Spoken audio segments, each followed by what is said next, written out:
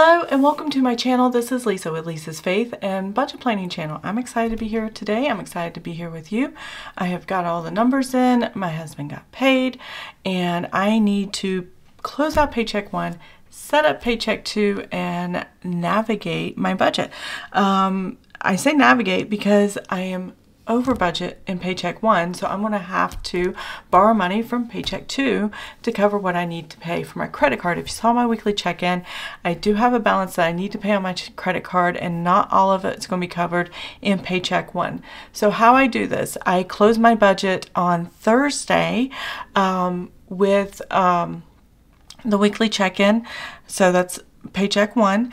And then I don't actually make a payment to the credit card until Friday the next day. So it's only a one-day difference, but that's how I'm able to borrow. And because everything spending-wise is put on the credit card, I can do that. So if you're new to my channel, welcome. I'm excited to have you here. That is just kind of the setup of what we're going to do today in this budget. And I hope this helps you. If it does, please give it a thumbs up. Leave a little smiley face in the comments below. And I'd love to see you down there. If you have questions or comments, I would love to hear from you down there as well. So yes, here we go. Grocery, household, restaurants, miscellaneous, gasoline, copay. That is what I need to know for closing out Paycheck 1. Everything else pretty much came out exactly the way I expected, except for 2 items in my fixed budget, which was not 2 items, 1 item, I should say, HelloFresh. I canceled HelloFresh. I mentioned this in my weekly check-in. I canceled because I started meal planning in my head, different meals than what HelloFresh was offering. And I started buying extra groceries to create these meals. And I thought, okay, I buy HelloFresh when I cannot function or meal plan mentally. And it helps me get through a season of my life and give me that mental break of making all these decisions that I just cannot seem to function and make. Usually making dinner or figure out what to make for dinner is the last thing I can think of after making everything else I have to think of on a daily basis. So sometimes when I am overloaded, that's what I do. I start HelloFresh. I turn it off for a while. Sometimes I go back to it. It doesn't mean that I won't, but for right now, I don't really need it. I am looking forward and actually excited, not to cook, but create some, be creative in making meals. And I do get energized by that. So that's what happened there. I did change the number. I have an erasable pen. That's why I have an erasable pen. And so this number dropped, but the water increased. And because we filled up our backyard pool, and we had a small pool we had up for a little while. And so that was the difference in water. Was $50, I guess. And we only earned a couple pennies more than I expect this, but I never mark it until the actual hits. And that's just interest we earn on our credit, our checking account, because it's a credit union. So let's go ahead and total up all these columns and figure out how much we need to borrow from Paycheck 2 to cover everything here in Paycheck 1. It is very important that I pay off my credit card every paycheck period, every week. And luckily my husband gets paid on Fridays, which is why I do my weekly check-ins on Thursdays, and I can do this. Let's go ahead and get the numbers. I have my notes off to the side. I have my calculator here, and I have my red pen close by. So let's go ahead and do the numbers. So this really didn't change as far as these numbers. So I'm just going to take 69 cents plus 2 cents, and that's 71 cents. So the difference here, instead of 69 cents, is just 71 cents. And that's what my spreadsheet says, so I know that's pretty much right. So I don't have to total all that up. 71. And then this is already totaled. I double checked the math here. So if my fixed expenses, that came out to $3,934.54.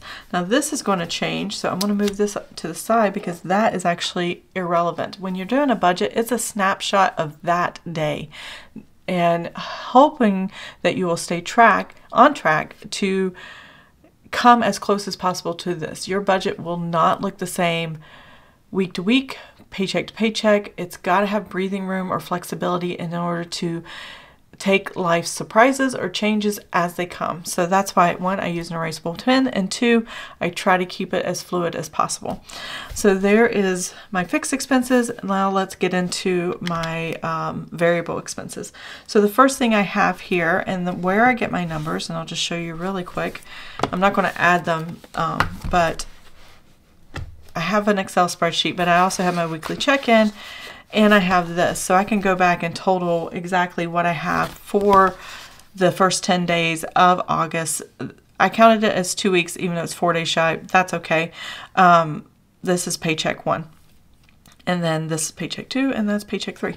So everything that happened here on the 10th and before, and if you saw my weekly check-in video, no, I am actually filming this on Thursday, so I can set up paycheck 2. Haven't gone out yet. That'll happen next week, so don't worry about that. I split this day up. Sometimes I have charges on a day that is a no spend. Half the day I'm counting as a no spend. The other half I know I'm going somewhere, and I just wanted to get my video up. So anyways, these are all the spending categories and all the things. I can look here really quick, but I can also take what I spent on these 4 categories and add week 1 with week 2, and that's where I'm going to get my totals. So I've already done that here. Oop, there we go. For paycheck 1, let's close that out. We did $609.01. So I was over by $9.01 here. I got adventurous and bought a lot of things for a unique meal and stocked up enough that I can have multiple of that meal going forward, so that's kind of cool. Restaurants, we did, I don't think I have this number right. That's correct. So I wrote 150. I should have put 200 because I think at some point I changed my mind and did $100 a week, and for 5 weeks, and that should be 200 because I actually counted that as a 2-week.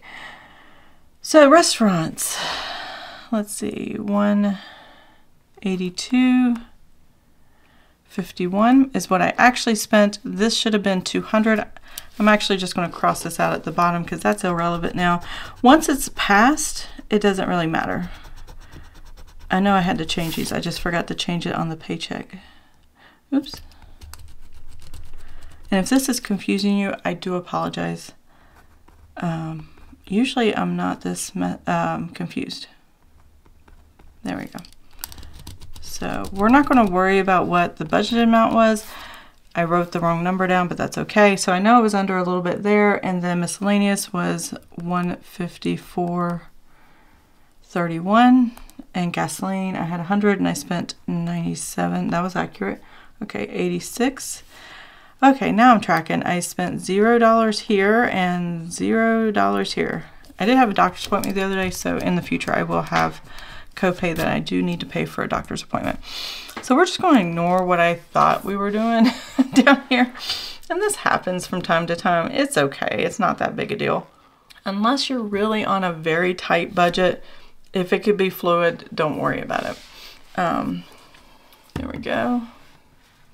So I'm going to total this column up and I'll be right back.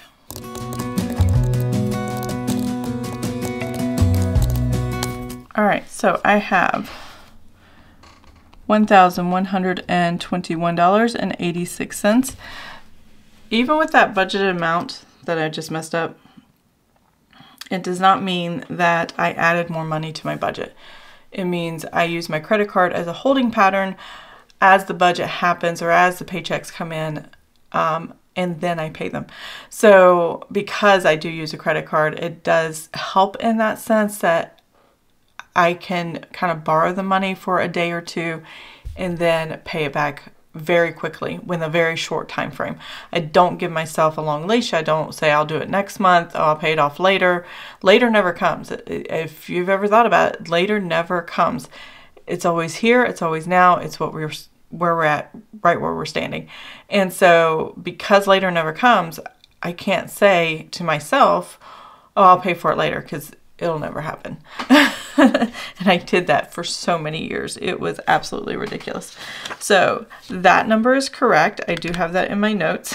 I'm looking them off to the side. Now the budget, or the negative number I had before was 190 something.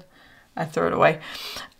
This is actually going to be under that 190, even though I messed this part up as far as how much was budgeted.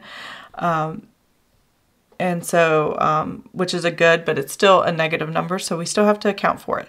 So we're going to take the $4,886.71. We're going to subtract the fixed amount of expenses that actually happened, $3,934.54, and then we're going to subtract the $1,121.86. Bam. All right, we have a negative, so I have to borrow from Paycheck 2 $169.69. And there we go. That's what we got. So now that I know this, when I go to pay the credit card and everything using Paycheck 2's money and part of Paycheck 1, because I haven't actually paid it yet for the spending part, I'm going to wait to the next day, basically is what I'm saying. Now I can take a good estimate and understanding, daggone it, I cleared the calculator, a good understanding of, will I be over budget in this paycheck period, and do I have to hold on to my spending on my credit card and wait till Paycheck 3 where I have the most amount of disposable income in the budget for us? I don't know, we'll have to wait and see. So let's go ahead and balance this forward. 169.69, and that is the actual. I don't budget for the, or estimate the balance forward. I always like to use the actuals. So there you go. All right, there's that. And so my husband's salary, now I see it pending. It will hit the bank account Friday morning. Today is Thursday. It's $2,556, and because it's salary $52.36, it doesn't change. It may change by a penny or two, and that's what I'm looking out for. But because I've seen it already, I'm counting it. There we go, and that's got no change. And then I'm going to put 0 for other. If something comes through that I can count as income, I will put it in. If not, like refunds, anything that you return, get cash back from returning back to the store or things like that. Somebody repaid you that needed to pay you back and things like that. You can put that here. And then the actuals is what we'll work with at the end of the month. So, as always, my Roth IRA, I like to put that first, 171. I am pre-saving for 2024's Roth IRA. I've already maxed out 2023's in January. I saved the year before and then start fresh in the beginning of the year. And this is all I have to worry about is the savings account. And I don't have to go, well, I couldn't make it this month, or I couldn't make a payment or anything, and build up throughout the year. I build up the year before. So that's how it's working right now, and that's pretty good for us. Dr. Odell should be $70. He's our chiropractor. We're down to seeing him every other week. And I really need to see him. He's helped so much, and my back has been so much. I'm in less pain than I've ever been with my back in probably the past 15 years, and I greatly, greatly appreciate him for that. Tithe is the salary tithe, which is $256 for our church. Let's go back to the bill calendar. Geico, that went up a little bit. It's $173.87. $73.87. Electric, I don't know what it is. Or do I know what it is? It's next month, I don't know. Electric, $157.21. $157.21. I think it went down like $20 or something for being out of town for a while. AT&T, so $261.86. HelloFresh. I wrote this before. I always write these ahead of time, so I was assuming I was still going to do HelloFresh. So I'm going to erase this one and erase this one. All right, and then I'm going to put Vivint up here. I like to put them in the order they're coming out, but I don't want to shift all these, so I'm just going to throw that up there, and that's fine. No problem. So Vivint, I can never remember how much that is. That is $65.82. Life insurance is $87.56. I should have wrote these down ahead of time, and I did not. $6.99, and I usually do, so I don't have to flip back and forth. I do apologize. $2.99 for Apple storage, and then my husband's subscription is $39.17. I have room for extras if something pops up if I want to do that. If not, I'm just going to leave it like that. And then my variable, actually $5.99, and then this other one is going to be, oh, this will help. Okay, that's why I was so confused. I'm like, I forgot to balance forward my spending categories. What's wrong with me? Oh my gosh. Okay, I'm better now. So $267, 49, and then I have $295, 69. There we go.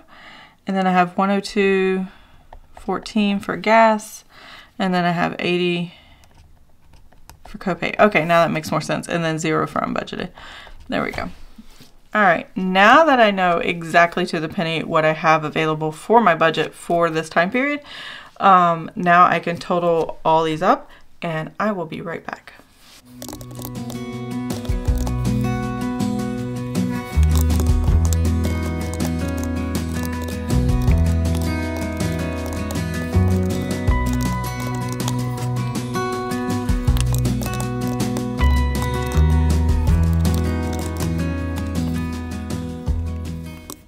Okay, so I have my totals for the Paycheck 2's income, what's left of the income, what my fixed expenses, and what my variable expenses are. So in variable, these are just my spending categories. So if I'm over budget, I can try to save in these categories and not go over budget, or I can leave it as a holding pattern on my credit card and then use Paycheck 3 to compensate for what I had to spend here in Paycheck 2. So here we go. We have $2,382.67 that I believe will, that I know is our income, not what I believe, but I actually know. I've seen the numbers and the deposits.